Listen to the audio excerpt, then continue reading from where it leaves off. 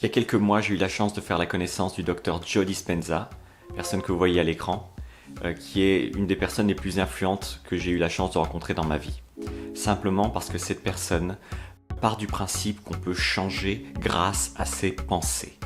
Elle part du principe qu'on peut se transformer uniquement avec des pensées. Voilà en quelques mots ce que propose la théorie du docteur Joe Dispenza. Alors, moi je ne sais pas s'il y a énormément de gens qui, encore aujourd'hui, pensent que c'est possible de changer uniquement avec des pensées.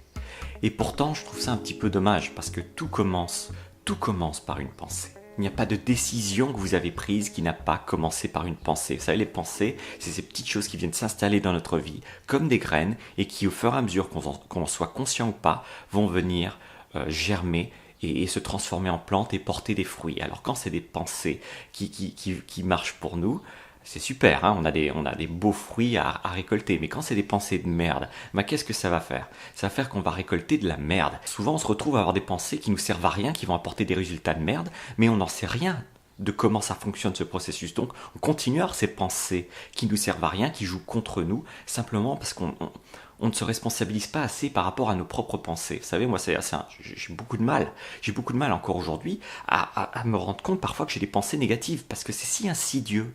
C'est si insidieux d'avoir une pensée négative. Il y a aussi quelque chose d'un petit peu addictif dans le fait d'avoir une pensée négative. Vous savez, il y a des dictons qui disent que c'est beaucoup mieux pour l'homme de ressentir des émotions négatives que de ne rien ressentir du tout, parce qu'on est terrifié à l'idée de ne rien ressentir plus que à l'idée de ressentir des émotions négatives. Alors le docteur Joe Dispenza, lui, ce qu'il va simplement faire, c'est il va utiliser énormément de machines pour un petit peu voir ce qui se passe dans le cerveau quand on médite, et ensuite il va utiliser toutes ces données pour convaincre les gens que oui, ça fonctionne et non, ce n'est pas de la magie, le fait de méditer et de faire descendre un petit peu la vitesse des ondes cérébrales ou de les augmenter. Non, ce n'est pas de la magie, c'est un fait, c'est une science. Alors j'aime énormément cette approche, parce que j'ai été sceptique, je suis encore parfois sceptique quand je vois certains résultats qui sont annoncés, qui me paraissent complètement démesurés. Parfois il y a des résultats de type quelqu'un qui ne savait pas marcher, qui ensuite, il va avoir une illumination durant une méditation, ensuite il va savoir marcher. Bon, c'est parfois difficile de croire à ce genre de choses. Par contre, ce qui est sûr, c'est qu'en méditant, on a de plus en plus de contrôle sur nos ondes cérébrales, et que le fait d'avoir du contrôle sur nos ondes cérébrales, ça nous permet d'avoir une vie où on est plus heureux, où on dort mieux. Et le fait d'avoir une vie où on est plus heureux et on dort mieux, ça fait quoi? Ça fait qu'on est plus souriant. Et quand on est plus souriant, forcément, on attire des choses qui sont plus agréables dans notre vie. Et donc c'est cette fameuse science qui me plaît autant dans l'approche du docteur Joe Dispenza. Mais il n'y a pas que lui, et encore une fois, je ne suis vraiment pas pour les gourous en général.